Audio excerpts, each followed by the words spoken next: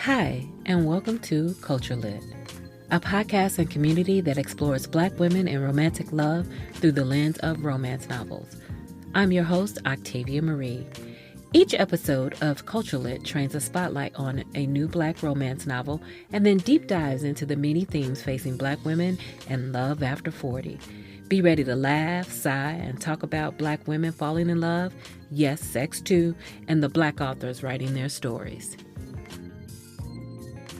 Welcome back to the Culture Lit podcast. I'm your host, Octavia Marie, and today I'm excited to be in conversation with future best-selling romance author Tanvier. Tanvier Peart crafts indie romance books full of humor, too many shenanigans, and as she puts it, them good tingles. What makes Tanvier's story so fascinating to me is really her dual life. By day, she works in public policy and advocacy in New York State. And by night, she writes these very spicy romance novels. She describes herself as a good girl with kinks and calls herself an extroverted introvert, which I don't know about that. But her romance writing has helped her flip the switch on her reserved nature. Tanvier has a new book coming out next month, July 29th, called Tender Offer, which is a second chance romance that brings us back to Ravenous and gives us Madison's side of the story. And for those of you who read The 7-Month Itch, you'll remember Madison wasn't exactly likable, but Tanvier promises this book brings her full circle. Welcome to the show, Tanvier. Thank you for having me. As we talked about, the upcoming novel is Tender Offer. Yes. This is Madison's story.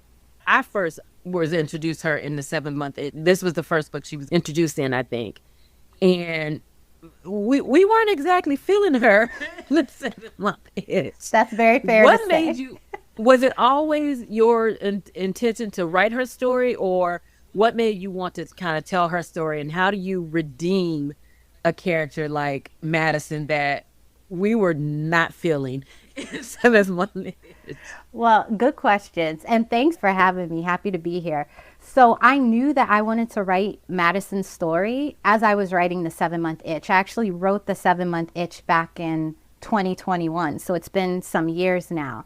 And Madison's story, I saw glimpses of it when I was writing The 7-Month Itch, but I knew that folks loved Emma and Miles. So I had to get that one out into the world. I knew it was going to be a stretch because of how I wrote Madison. She is I don't know, I guess we could call her a villain, but hurt people. And I am a strong believer of that. And I also feel that not everything is what it seems. And Right. so, yeah, the Tender Offer will give you a glimpse into Madison. The first few chapters overlap with The 7-Month Itch. There's a part of The 7-Month Itch where both Preston and Madison come into play. And I mean, you don't need to read The 7-Month Itch per se to read Tender Offer, but it might be a good starting point. But yeah, Madison has layers. We only saw her from Justice's vantage point, and so I would be very curious to see what folks think when they read Tender Offer. And thus far, we've had some early readers and the ARCs went out already. And some folks who are in the I Hate Madison Club are converting, which I think speaks to the layers of her character, and that our concept of second chances doesn't have to be exclusively tied to romance. It could Right. be a second chance to do better. Yeah. When I read The 7-Month Itch, I don't know if I necessarily saw her as a villain. I saw her as not so much as broken, maybe hurt. Like, I felt like there was a story there. I felt myself like, ooh, Madison, girl, what are you doing? Oh, no, girl, no, don't go out like that. It was more like that, like, Yeah. no, what is her story? And I kind of got that same vibe. I didn't even get the feeling that she was intentionally trying to set out to take someone's husband or hurt someone.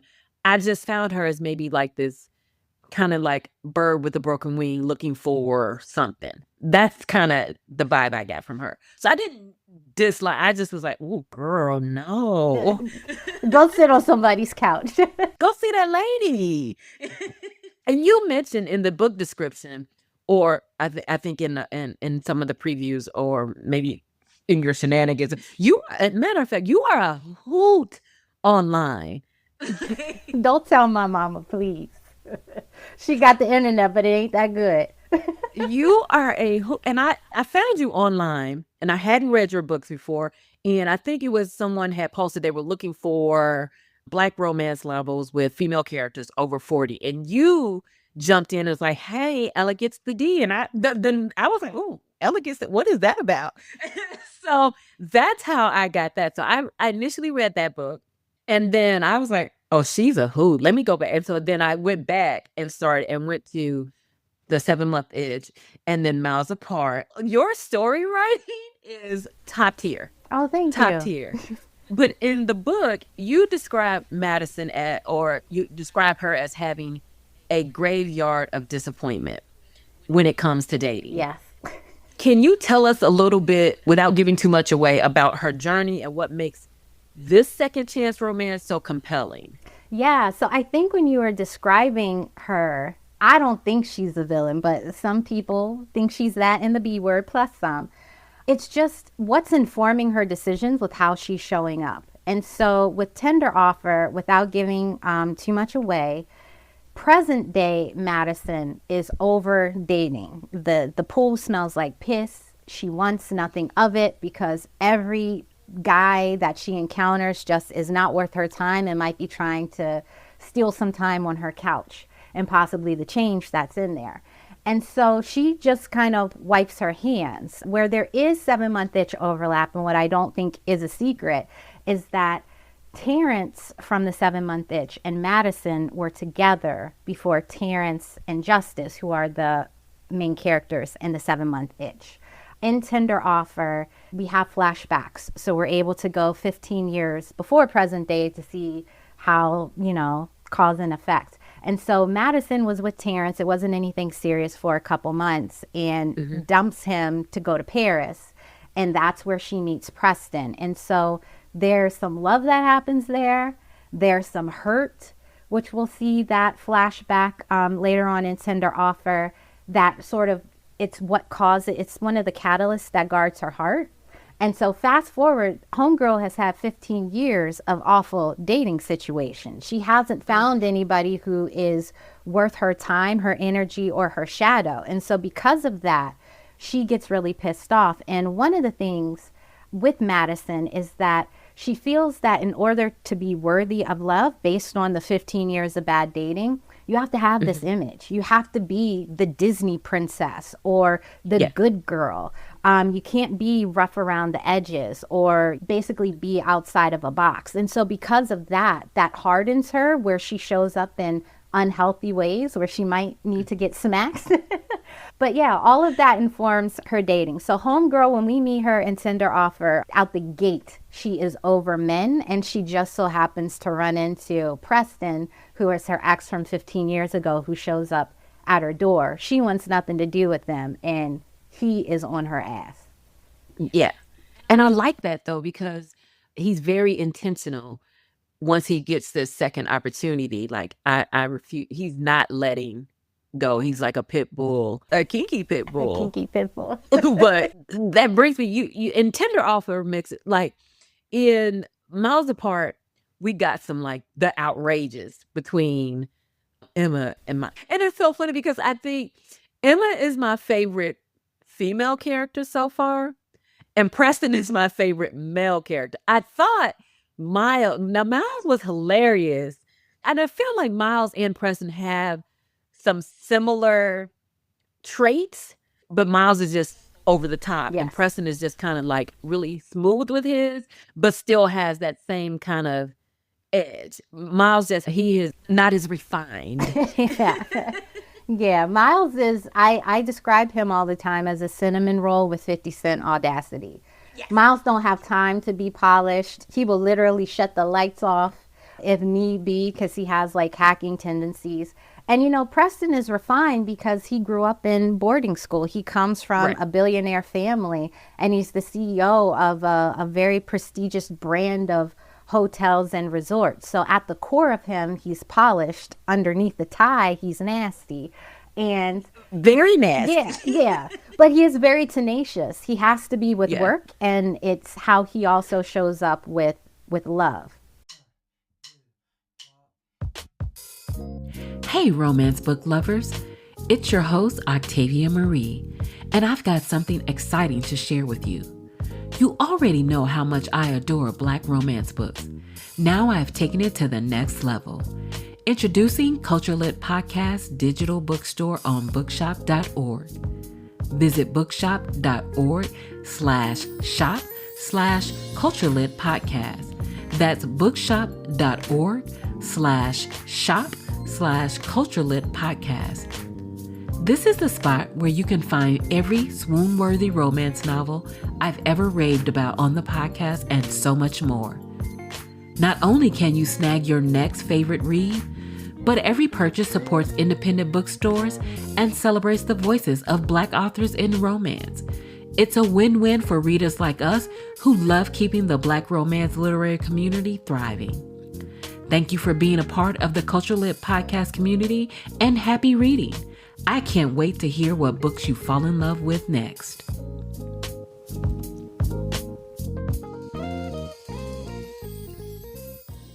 Tender Offer mixes some humor, kink, some emotional chaos. How did you balance all that spicy humor? So, because there was one scene I thought, oh no, she not in the office on the oh, ma'am. Yeah. Well, one, I don't outline any of my books. So what you see is when I sit down, I also write by hand with composition notebooks. So that specific scene, just I don't know where it came from, but it's there. But with the balance, I knew that in Miles Apart, at the singles retreat, which overlaps with the 7-month itch, there in the underbelly of the hotel was a pop-up play space called Ravenous, where you can let your inner desires and your kinks out. You had to wear a mask and a cloak, and you only see it in Miles Apart, so we got a taste. Now, since Preston owns the hotels, there's an implication that he is sort of the architect and the godfather of Ravenous. So I knew that the spice level was going to be different in this book to answer to that identity of Preston. But I also wanted the book to be emotional, just because Madison was masking, even though it was spilling out in real time, a lot of hurt. We saw it in the 7-month itch. We saw a glimpse of her character arc in Miles Apart, where she was, being forthcoming with her apologies and how she showed up and how awful that was. And so she deals with that emotional part on almost like her own journey through Tender Offer and letting go of the things that no longer served her. And then I wanted to play around with flashbacks, which is something I haven't done before in this book, with the second chance, so that you can get the emotional investment of them being together 15 years ago and how it blew up in their face, which informs how they're showing up today. But Preston had to work for it. And a lot of the intimacy didn't come from a lot of the sex, because they had to find their way back to each other and almost like reground themselves. And that took a lot of time because Madison wasn't interested. So it was a mix, but when we had fun, and I wanted to make sure to sprinkle certain parts. It revs up definitely like throughout the book, and then we land in an emotional space in the end that kind of brings it full circle back to their beginning 15 years ago. Right. And as you say, you've kind of introduced this Ravenous universe in the two books with a taste of exhibitionism, some pop-up play parties. How did you research, or was it fun to write those scenes, and did it push you kind of out of a comfort zone? Because you say you're an extroverted introvert. Now I say that about myself, but I don't see it about you. You be going there. And how did you research some? Because it sounded just believable enough, like, oh, I could see some of this happening or going down, especially with people at their level. But make it so that I hate to put this in these kind of terms because, with everything that's going on with, I don't even want to mention his name, but how do you balance those things in these scenes with almost a little bit of the pop-up in the play parties, a kind of little bit of, oh, are we talking about that? Or are people doing this?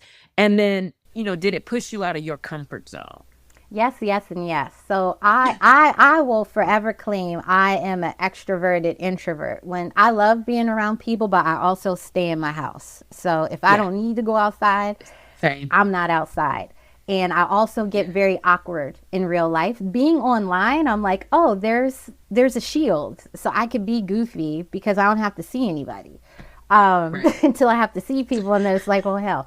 Um, Oh. but yeah, so ravenous is definitely taboo, especially in this climate and in this country because other countries are more accepting and sexually Exactly. liberated. For me, I am more like justice, color code, the underwear, and just vanilla with sprinkles and some caramel on occasion. And so for me, it was exciting to sort of explore that because that's very counter to how I show up. And I tried to portray an accurate depiction by, I guess, checking in with folks who are a part of the culture, but then also acting like if I was gonna, become a member to a place like Ravenous, what do the consent forms look like? Right. Where would I start? And so I actually did look at real places in states where certain things are legal and also out the country, specifically in London since this takes place there, and just sort of looked at what was available in the culture and the consent and just sort of like the safe space that they create to be liberated. So Right. that was cool. And then also because it's not me, I could write other characters doing things that like I might be curious about. So that was fun too. Now, you described Preston as a kinky cinnamon roll. Yes. How do you balance that, sweetness? Because I didn't, I don't know if I necessarily saw Preston as a cinnamon roll in the traditional sense. I think he was just a little bit more undercover, maybe, but not necessarily a cinnamon roll. But how do you balance that kind of sweetness alpha beta thing with the kink exploration? Because it takes skill, and I think you mastered it with Preston because I didn't get cinnamon roll like from him. Yeah. I Well, kind of got a little alpha thing going with him. but I think both don't have to be mutually exclusive. Like, True. for me, cinnamon roll is just an umbrella where a golden retriever, I think that's what folks are calling like the happy go lucky and like super energetic people. Like, to me, True. that's a version of a cinnamon roll. And one of the things that I love about cinnamon rolls is that at their core and to their partner or partners, if it is a multiple player situation, is that that's who gets the sweet and gushy. So you can have indifferent cinnamon rolls, you can have grumpy cinnamon rolls, you can have the overly excited cinnamon rolls. With Miles Apart, you know, he had the 50 Cent audacity, but he was 10 toes down for Emma, making sure that she was eating and was wearing the proper footwear when she was on her heels all the time. With Preston, he's so not hard shell, but he has to be very indifferent with his business life. Also, there's a Hmm. dynamic with his father where he can't show too Exactly. much emotion. But with Madison, like, he wasn't afraid to beg, ain't too proud to beg. When he showed up to her door the first time, calling her by her nickname Puff for her love of puff pastries, like saying, like, please talk to me. And how he bent backwards to try and get to her. So whether it's driving 3 hours each way to the airport just so that, she can ignore him in the car, but he could be in her presence. If it's, cooking for her a homemade meal in an apron that his grandmother, his Nona, gave him. There's little touch points that he does that's specifically for her where like Hmm. she pulls out his soft spot because she's a safe place for him and he's trying to recreate being a safe place for her. So I think even though he has a little bit of alpha tendencies or he is not strong-handed but he demands certain things, Yeah. at the core he is sweet and gushy for her. So his cinnamon roll looks a little bit different but it's Yeah. full force for Yeah. her. Because I was like, I don't get cinnamon because I'm like, hi, Preston. And when you describe, like, I have been trying to picture him when you first introduced Preston in the 7 month itch. I have been trying to picture him. And then in this book, you give Madison explaining who he looks like or what he looks like to her friend. And I was like, oh, yeah, okay, I get it. Yeah, yeah. Cause Preston, he's got melanin in it. He's melanated. His mama was Black Sicilian. His grandmama looks like Eartha Kitt, and she's Yes. Black Sicilian. His daddy is an asshole, and he also happens to be white English. But he is like a melanated. He picks up more of his Italian features, so he's like a melanated Mariano Devao. I'm probably And saying when the you last said name him, wrong. okay, I get it now. Yeah, but just with a little bit more texture in the hair and more Yes. melanin in the skin. But I yeah, immediately got it. And I was like, okay, I get it. yeah, yeah. You know what? Hell yeah. Hell yeah, that's him. Yeah. And I was like, okay. And that kind of brings me around. You were telling me how intentional he was with pursuing Madison. And it kind of, one of the things you list as a trope is, and I say this all the time to women, if he wanted to, he would. And it's such a powerful concept, especially for women who experience disappointment in dating. And I kind of like, I talked a little bit with Danielle Allen recently about this, but the whole struggle love thing. And I'm like, no, it's not supposed to be like that. That's not what it looks like. Now, there's a difference between having some, differences of opinion and having to integrate lives and just, emotions and whatever. But struggle love is no, that's not it. And how do you think Preston embodies this? Because I get it. And that's the one thing I live by. I'm like, okay, because your actions say it all for me. Yeah, And I'm like, okay, well then if you wanted to, you would. And so when those things don't happen, they get checked off. And it's kind of like, okay, strike one, okay, strike two. yeah, Oh, okay, well, we're here, and understanding what those boundaries and what that really means, and that you don't have to struggle for somebody's love. That's not what it looks like. yeah. And I think oftentimes that's thrown on women. Like Mhm. you have to be a certain way, present a certain way, look a certain way in order to be worthy of being treated a certain way. And so that's all BS. And at the end of the day, like, and this goes back to Elegance the D, which was in the dedication, which is for us to know our worth and add tax. Like, it's okay for our standards to not be in the basement in order for us to think that we can qualify for somebody's love. And so with Preston, I wanted to embody and in the book that like you are somebody's choice and not their option. And it's almost like a Sierra and a Russell Wilson, or even Tiana and a Mufasa. Like when you are Not that loved, we really called that man Mufasa. yeah, yeah. Like what is his name? Aaron something. Aaron Pierre. Yeah, But he's forever Mufasa. forever Mufasa. But like when you are loved right, it could be healing. But also you need to heal yourself to determine what are my boundaries. What am I going to say yes or Because say you have no to know that. Yeah, and so I really wanted Preston. He doesn't complete Madison, but Preston is running for his life to show that he can be worthy of loving her right the second time Right. around. And so, the actions speak louder than words. And even though he knew she wasn't receiving or in a place to receive in the beginning where he wanted to go, it was the continuation of the actions and the dedication to her. And I don't want to say patience, but just like the understanding of where they were, and that I love you enough to continue to show, like, I'll fly out to you, Yeah. even if you don't talk Yeah. to me. But at the end of the day, if a love interest, however that will be for somebody, if they wanted to, like, they would. And you have to decide, like, if that's good enough or if it's not. Right. And I think part of the problem is sometimes women don't even know what they want and, what those boundaries are. And so when they get into these relationships, they can't answer those questions. So there's a lack of communication, because if you can't properly communicate what it is you want and look for and need, how does your partner?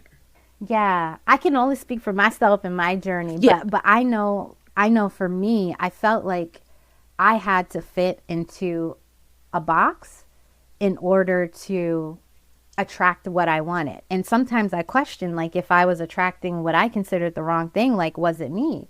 And, you know, I did some self work, and a lot of times it just isn't you. It's just what's in the atmosphere, and like, oh, I'm gonna come to you, and will you deal with this BS? But just being really intentional with yourself was good. And then I also took a break too. Like, I told God, the next person, and this was years ago, the next person that I would like is my husband. So I'm Yeah. just going to pray. I didn't have Sierra's prayer, but the next person that I met happened to become my husband. And it'll be 18 years of togetherness, 13 years Amazing. Yeah, that's married, our little amazing. black love story. But yeah, like knowing your worth, adding tax, and that you are the choice and you don't have to be somebody's option. And I think Yes. society puts the pressure on women specifically, where we're always told there's more women than men, and that obviously, like, if you're in a cis hetero relationship, but that doesn't mean that we have to be in a harem unless you want to. Like, you could still And be or that worthy. we have to compromise and settle and accept things that we normally wouldn't accept Yeah. because society is telling us this, and you have to be this and you have to do this and you have to want to do these things. And I'm just like, okay, those are things like, there was recently something Keith Sweat, ignorant anyway, but he says something about quote unquote modern women and quote unquote modern dating, and how women these days don't know how to cook and iron. And I'm like, you looking for your mama. Yeah.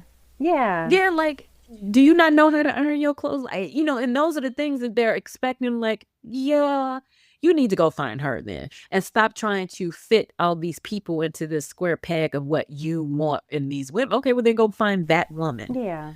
Yeah. I was going to say, one of the things, the big ugly that's hiding in plain sight that's not being spoken about is the patriarchy. Like, we're Yes. not pick me people. You should also be thankful to find a good partner in us, not just the other way around of us finding a good man. And so I my female main characters all go through different things, but at the core of themselves is strength. And like, they're not going to Yes. run after a man. And I think that also in this day and age, with patriarchy on the upteenth audacity, it would behoove men to remember that. Like, we don't have to Yes. tap dance for your love. Also, love should be a partnership. So if you're approaching it from a certain mentality, you should go sit on that lady's couch, because that's not healthy or healing or a safe space for anybody to be in Right. love with. Exactly. That kind of brings me to kind of your day job, because in your day job it involves very serious policy work. You've worked on criminal justice reform, housing advocacy, racial justice campaigns, and I see that some of that makes its way into your books, which also leads to realistic portrayals of life and things that are happening. How do you switch between that heavy work and then writing, the romance? But again, some of that seeps in. Except I saw it in Ella Gets the D. I've seen it in this book with Preston. Even as a billionaire, the issues that he's campaigning and advocating for. How do you kind of switch between, and how much of your day makes it into your books, and how do you balance those things out? Yeah. Well, the same as with the plot, I don't outline. So there has never been a book where it's like, I want to talk about this politically focused topic and like embed it into my books. With Ella, she was in childcare. And so the lack of appropriations for a child care related issue in DC was a real thing. And so if I have the platform, then I want to amplify things that need to be amplified. With Miles Apart, we touched on dark money politics and like a lack of digital safety when it comes to data security. A tender offer, I didn't know I was going to go into climate, but that was on my heart. And Mhm. also, I wanted to tackle the notion of ethical billionaires, or like how even in the romance genre, we really love billionaires, but they're super problematic because there is no equitable world with them in real life. Yes. And so what does that, how do you contend with that in a book? And so those are some of the ideas that were stirring in my head as I was writing the story. And what's interesting is that on the climate side, I won't give anything away, but some of the things that were mentioned in the epilogue with Madison's niece, Jewel, is actually playing out. It's based on real life. It's happening right now. And I think Kennedy Ryan talks about this with social commentary and embedding things. I think it's, for myself, I only speak for myself, important that if I have a platform that's going to reach people in different demographics and regions, that while they're enjoying the romance and the smut and the shenanigans and the humor, you know, we can also put in some real world things that hopefully make you think a little bit after reading. So I enjoy doing that. And then outside of that, with my 9 to 5, which is in policy advocacy, and I'm a co-executive director of a nonprofit that focuses on this. Writing for me is sort of like my place to just breathe. And that's one of the things that I love specifically about Black romance. Romance in general, you get a happily ever after, but I could literally wrap myself in Black love with the stories that I read and also the things that I write. So it's healing for me, dealing with stuff day to day. And I hope that folks who pick up the nuggets of some of the policy things will chew on them beyond the book. In your policy work, I'm going back to this. Does it also, like, because your next book, I can't wait for it. I'm really interested in how you do that one because it's out of the ordinary, especially for a Black woman to be writing about a rugby romance. You know, I interestingly got into rugby overseas. And then, of course, my favorite team became the All Blacks and the South African team. And so now, because I'm like, oh, I don't think women know about these rugby teams. Do they know about that over here? So does any of your policy work and the kinds, does that influence the kinds of love stories you write or who you write them for or who you write them about? Kind of going back into your real life, bleeding into your romance stories. Does some of that come up when you're in your policy where you're like, I bet he would make a good character for you know that governor. That governor. Interesting enough, no. Okay. The only time that I've thought about it is I would love to eventually do a politically scandal type of like suspense. I don't know if it will be romantic. Yeah. Like I'll probably step outside the romance genre, and this is maybe some years, for like a suspense series. You could do a romantic suspense. I do plan to do one. The seeds were in Miles Apart, but like a full-on suspense that is about the policy realm and all of that. Maybe one day. But yeah, with the policy, like I don't know what I'm gonna infuse until the story starts crafting itself. With One Night Stand, the first of the rugby rom-com books, I think we're leaning towards food policy. I live in the Buffalo area and we have food deserts. And so that's something that's sort of just like organically coming up. It's not something I planned, but yeah, we'll see. It pops up. And I'm very excited for the rugby because I feel like it's been, the U.S. just doesn't, we need to do better with supporting rugby. I am a rugby wife. My husband has played for, my husband started playing when he's from Panama.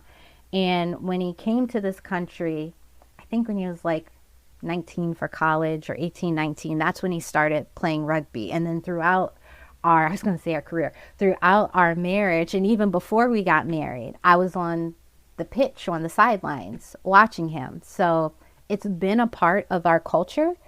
He still plays now. I think we're winding it down, but like his local team that he played for actually won a championship last year. So it's been a part of us, and so I've been excited to write it from like that vantage point of being married to a rugger. Well, I was gonna ask what inspired you to write a rugby romance. He did.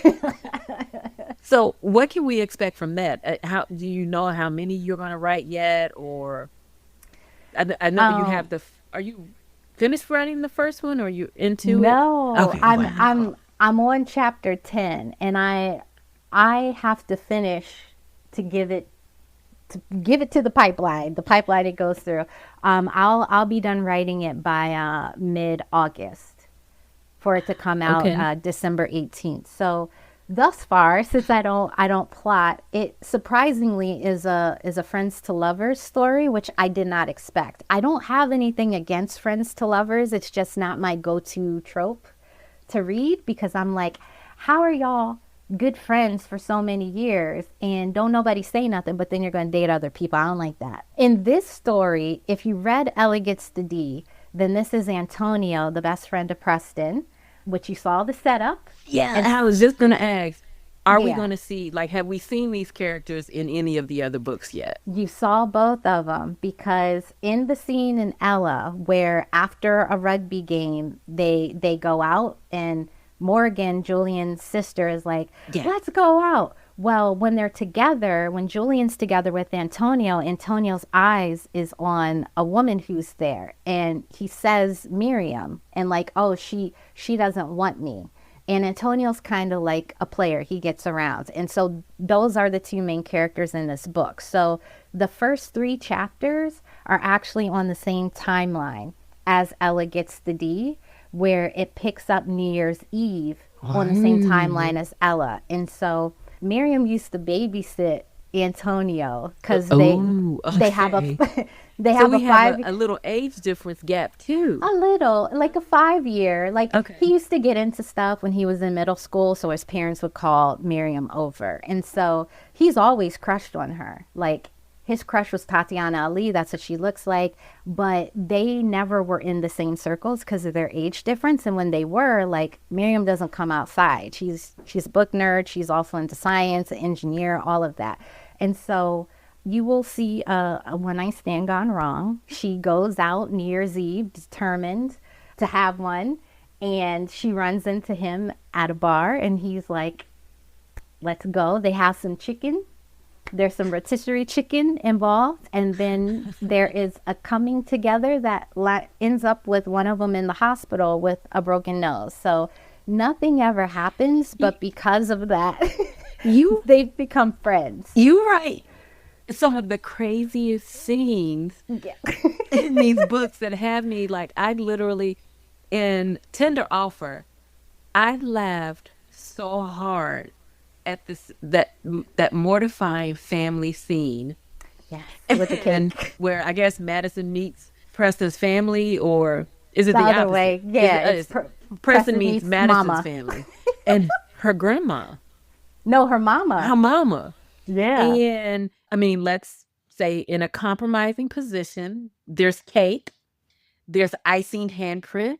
Preston says something like he's mortified and he holds her tighter, like they're not naked and covered in cake. Like, how do you come up with these chaotic situations?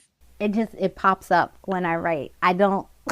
I didn't. Like, I what is probably going on in your head? I probably wanted a piece of cake at the time that I was writing, and then also because it was her birthday, and we saw them bring the cake into her room, and nobody ate it. So I'm like, we have to use it somehow. Um, the rotisserie chicken in One Night Stand, the rugby romance, like I was actually eating some chicken when I wrote that. And I'm like, well, they should probably get some protein before they try and do what they're going to do. So why not some wings and a rotisserie chicken? Because your comedy in the mix of the steamy scenes are top tier. Thank you. I had tears like, and I could picture it. And poor my mom, I could imagine, the mom looking at, she's this Creole mother. And then, the whole sticky situations before that it involves someone's mother. Like, you're, like, I found myself like, where did she get these things? And it's like, these can't be all made up. I'm like, are these like real life making their way into something like, is this someone's story? Is one of her friends' stories like it was like these? But I could see them happening. So it makes Yeah. like, that's what makes to me your stories feel like they feel real and authentic, because you're like, and especially even with Preston, because it's a billionaire, and of course when you're writing the billionaire trope, you still wrote him in a way that feels real. So how do you do that and then kind of balance? How do you develop his character, but as a billionaire, but write it in a way that's not like a caricature? You Yeah. know what I Well, mean? thank you. I think what really informed Preston was his mother's side of the family, because his grandmother don't play, and we never meet her in this book. You might see her in a different book.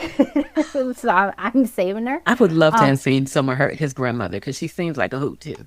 Yeah, she's coming because I'm saving. I set up the Mafia rom-com, which will be a standalone that I'm going to release next year. And there's some relations. Preston might be related to that main character. But Ooh, Preston's grandmother and how he grew up. Also him seeing his father and his the dynamic between his father and his grandfather. Like, they hated each other. I don't want to say they were polar opposites because they were both assholes, but they really despised each other.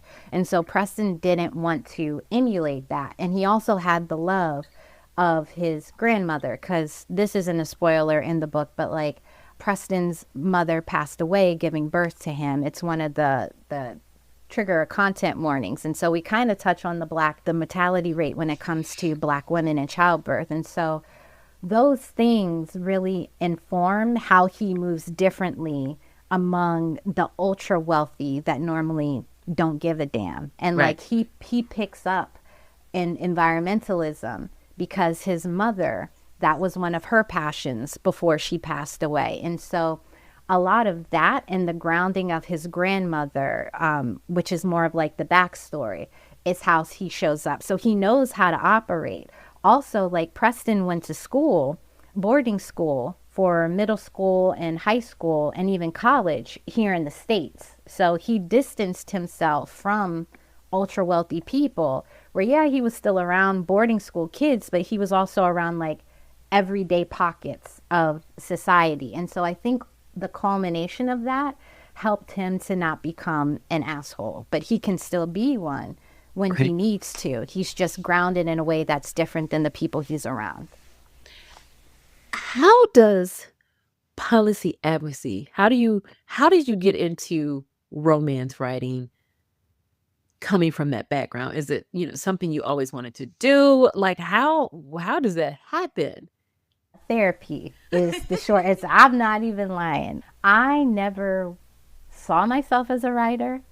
I never read romance outside of like maybe Waiting to Exhale and another Terry McMillan book that my mama had.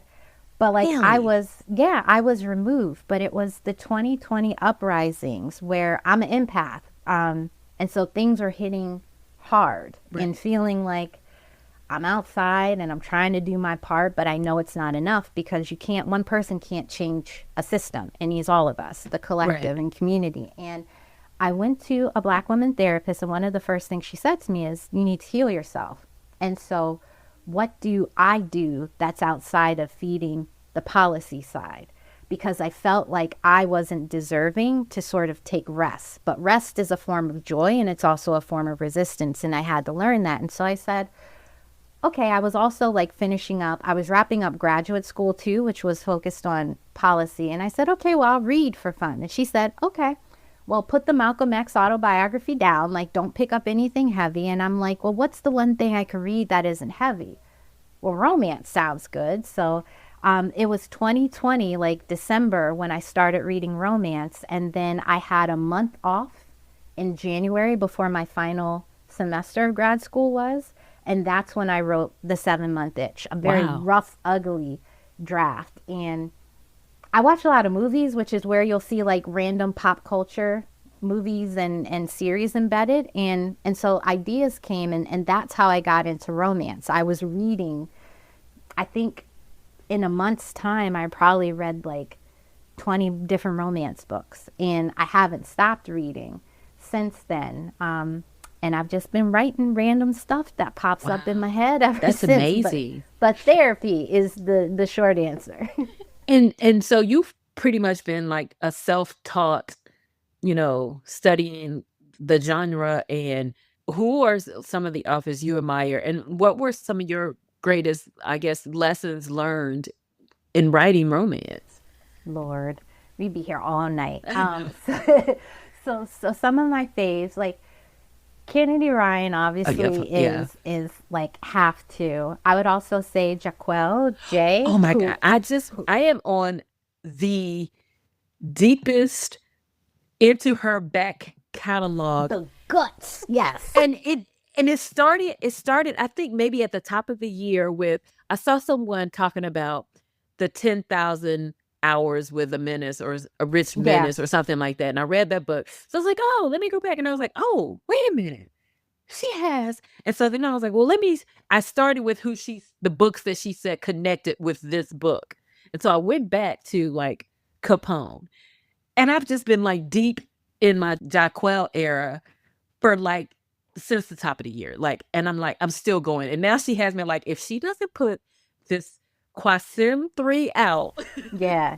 And I want Goon. Like I want Goon Squad merch. And I know Dawn is coming out, but yeah, like Love Letters to Staten Island books 1 through 5. Like I'm deep in the guts. Like I Me think I'm back too. in like 2019. Like I'm like so far, like I'm in like the way she writes, it's not like I have to try to interview her. Like I have to like she's next on my list because I have been so amazed. And you can see like, how she's come along in the craft, but like it's so much to go back and I'm like, I can't stop reading her books. And then I was like, okay, I have to put her to the side because I had plus size player and all these things and your book that's coming in. I was like, oh my God, it's so much. Okay, I have to put her down for a minute. well, thank you for making some time for me. But yeah, like Brownsville Bullet, like I could talk about Jaws books. And I actually met her at Black Romance Book Fest because Oh, she had mine. And like it took everything in me not to tackle her like a second string linebacker because I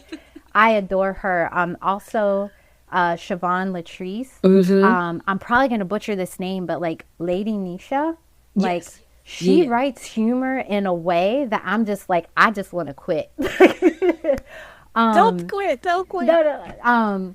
Oh my gosh, like J. Dominique L. Kaysen, J.L. Seegers is another Oh, one. Like yes. there's certain authors that I'm like, I adore all of them, but like certain ones have specialties with different things, like the Mm-hmm. world building, or even like the dialogue, or just how things plot out. A.E. Valdez is another one.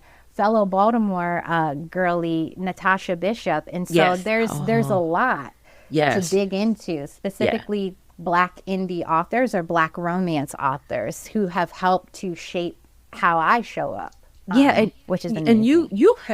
you chose the indie route. Yes. How has that experience been? I mean, I'm assuming there's some freedom and flexibility in that, but there's also the other side of it. How has experience been for you, especially with marketing and building a readership, and you're basically all the things on top of Yeah. your full time day On job. top, yeah. Yeah, but that's actually not very unique. There's so many authors, even traditionally published Sure, authors, who still work absolutely. full time.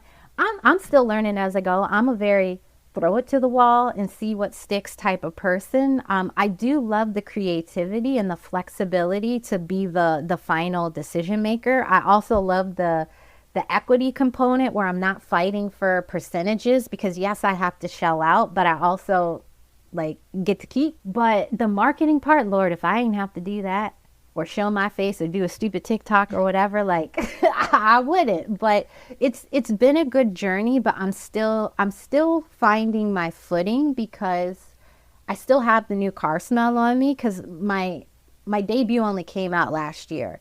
And Uh, so it's That's yeah.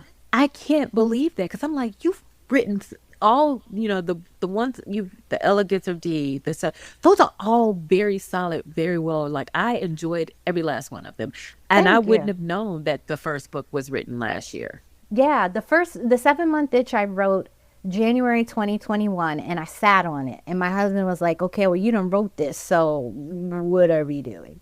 Um, Ella, I started writing in 2023.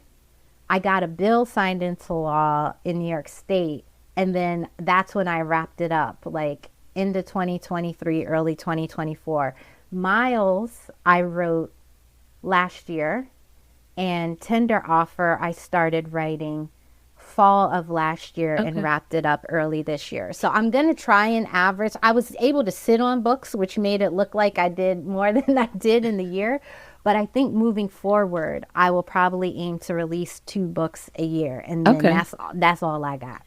And what I like also how you write, your work often centers Black women in various stages of life. How important is that representation to you? Because I think it's important, as we age, things are happening in women's lives, and, Black women are single longer. And so life doesn't stop at 30. Yeah. So I love seeing like some of the older characters in your books, the 40 and up, but they all seem to be in different stages of life. Madison has this very high profile fashion life going on. She's a boss in her game. And I love seeing that. Ella is at a different place where, she's coming out of a divorce, but then she's going back into, what she wants to do in her life. And so, all these different things are happening.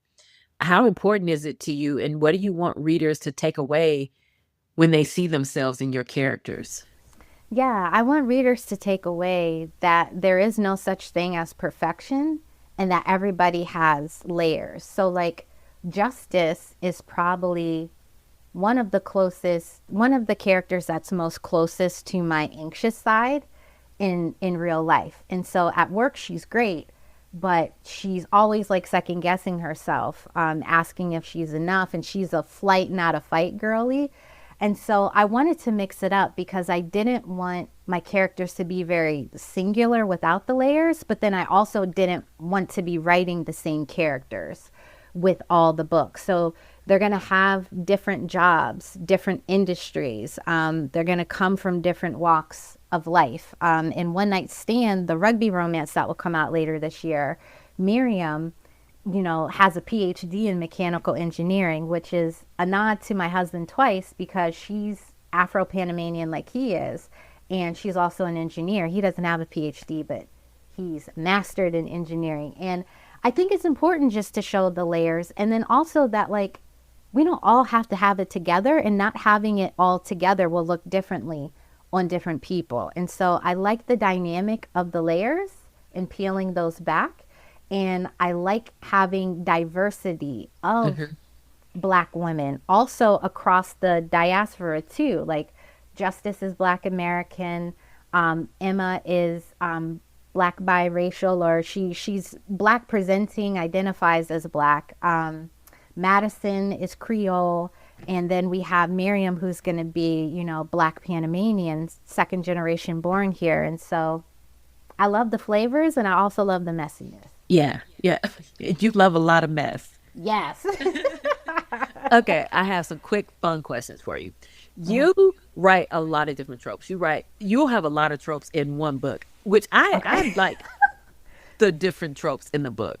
What is your favorite romance trope to write? Can cinnamon roll be a favorite trope? Yes, absolutely.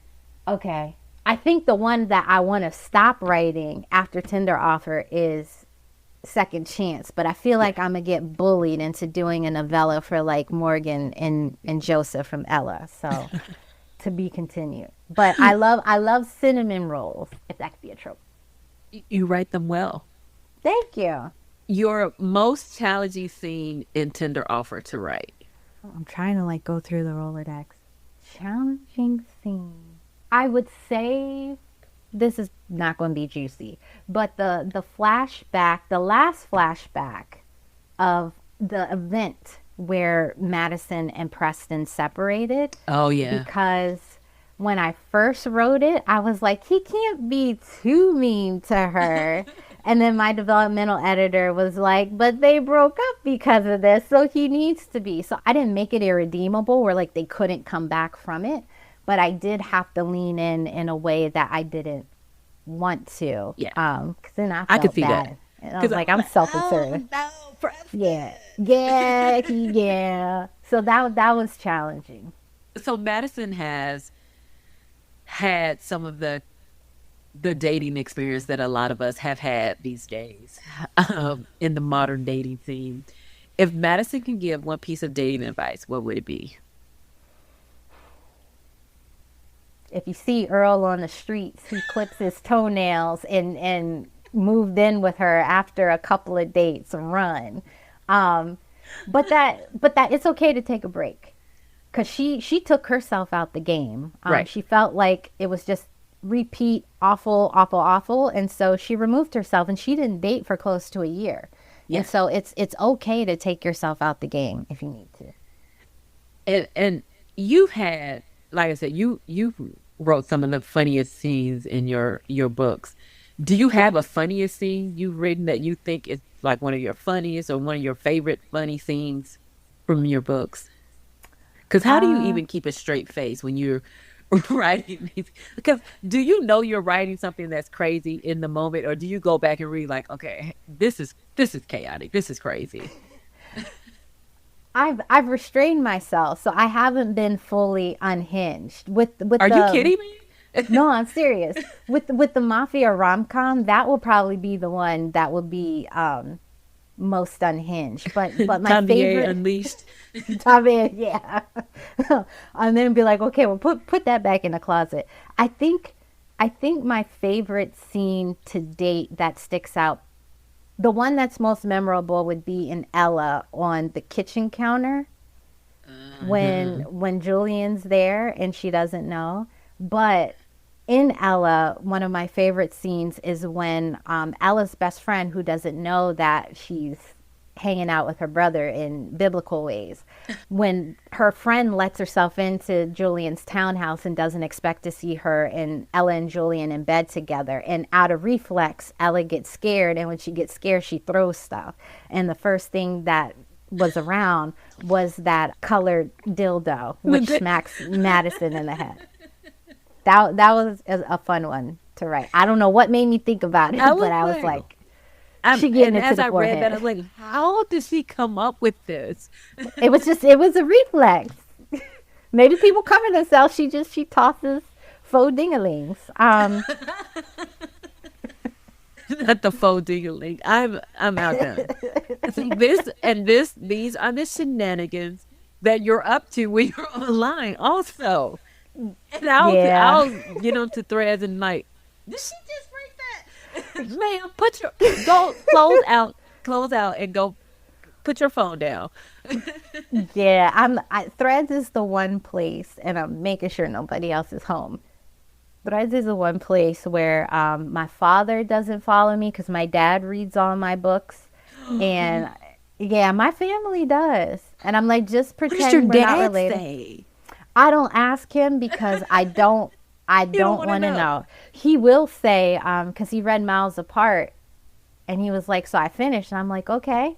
I didn't ask how was it. He was like, it got some shit in it, because my dad has similarities to Miles. So, but yeah, but like my dad's not on Threads, my husband's not on Threads. No, none of my family, to my knowledge, is on Threads. So I'm like, okay, I could be a little bit uncensored with my shenanigans that pops in my mind here, because nobody's there. Okay, that's.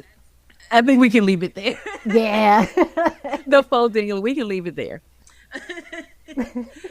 Before we go, where can listeners pre-order Tinder Offer and follow your journey? And you guys have got to follow her on social media. If nothing else, if you're not on Threads, you have to get on Threads just to follow her and get up to Lord.